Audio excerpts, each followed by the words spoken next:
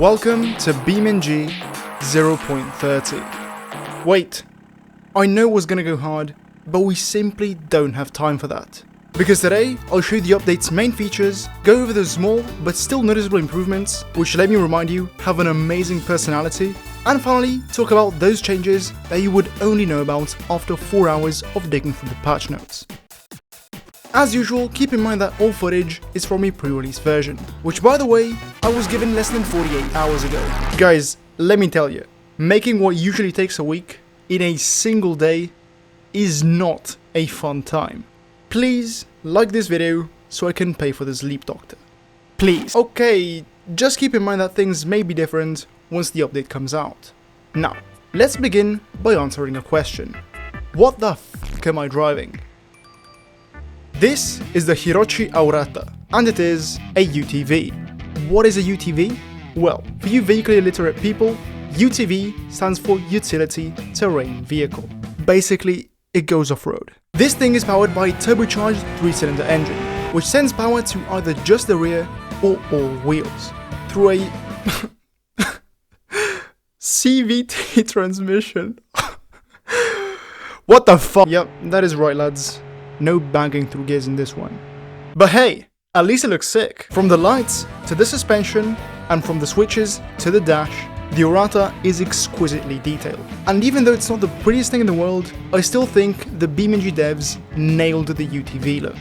What they didn't nail is the amount of things you can interact with, which unfortunately is limited to just the doors. I feel the need to bring this up because these two panels, as well as the switches, are not interactive, even though they look like they should be, based on what we've seen in recent updates. What we've been looking at so far is the base Aurata, which is cool, but you know, it's still the base model. Luckily, we have a couple more configurations, including upgraded sport models, racing builds, and what? Overall, I really like the Aurata, but the low amount of interactability is the only thing holding it back from being excellent. My biggest issue though is not necessarily with the Aurata itself, but rather it's with the fact that this is yet another off-road vehicle. Over the past year, I feel like we've gotten an overabundance of off-road content, from Johnson Valley and the 5 new off-roaders in 0.27, to the Gambler configurations in 0.29, and now this? I don't know, maybe that's just me, but if you two feel the same, please let me know by leaving a comment. Wait, you want a new map? Well, it's your lucky day, because we don't have a new map.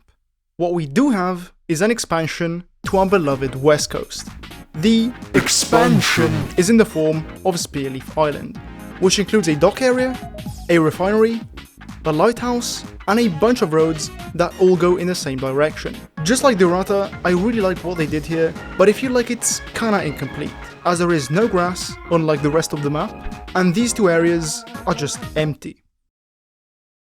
But the updates to West Coast don't stop there. We also get a new steel factory area, which is honestly so sick. Then there's also a new dealership, a couple new areas, and finally, with the map out of the way, let's talk about the new trailers.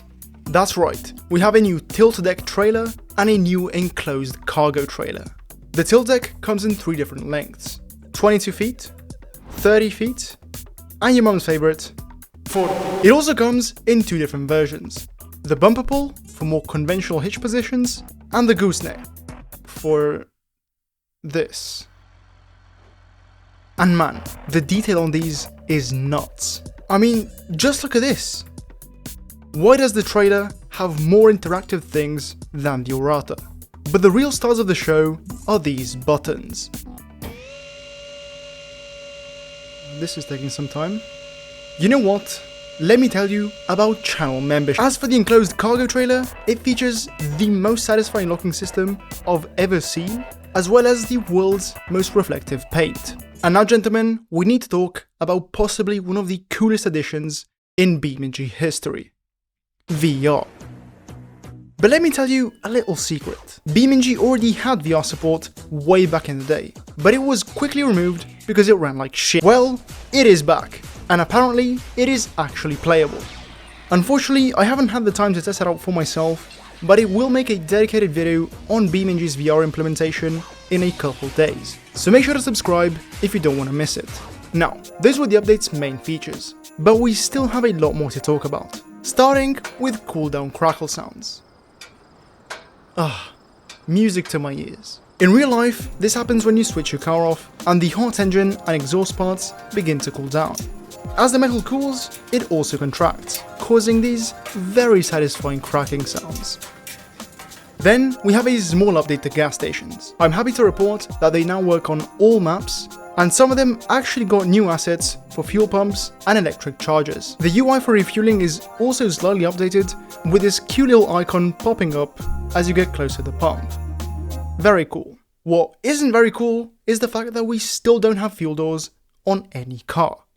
Why? We also have an updated shifting and grinding logic for manual transmissions. If your gearbox is set to realistic mode, you can now control how fast you shift by how long you press the button for. Basically, the longer you hold down the shift button, the slower it shifts. But be careful not to shift too quick, as you'll grind the gears and damage the synchronizers, which will have a negative impact on your car's performance. This kinda scares me because I am a world-renowned gear grinder. I need to try to overtake. That was a gear change. Yes, shut up. So yeah, this could impact the outcome of future questionable races. Despite that, this is such a cool feature, and I don't think I've ever seen any other driving game do this. Which could mean BeamNG now has the world's most advanced shifting mechanic. And finally, it is time to talk about these super small features that are deeply buried in the patch notes, which by the way, are linked in the description. As usual, we have a bunch of new missions, but this time we also get small improvements to the AI racers, as well as the ability to recover your vehicle if, for example, you do a pigeon moment. The fog slider also got an upgrade. It now uses a logarithmic scale, making it much easier to control the amount of fog. We also have slight improvements to force feedback, with lower and more consistent latency, as well as less noise in the force. Your wheels should feel smoother. And last, but definitely not least, and now that I think about it, this is probably the biggest BeamNG feature ever released. Hay bale square can now be stacked. As for what we'll see in the next update, I honestly don't know what to expect anymore. I thought we would be getting a stable release of the Vulkan API this time around, but no. Though I think it is safe to say we are really close, as the button to launch it has been moved next to the main one. Another thing I keep expecting, and that still hasn't come, is a T-Series remaster. Devs, please! And man, don't even get me started on tire thermals. I will have a mental breakdown. But I'm curious, what do you think we'll see in the next update? And remember to subscribe if you don't want to miss me puking all over the place after committing multiple pigeon moments.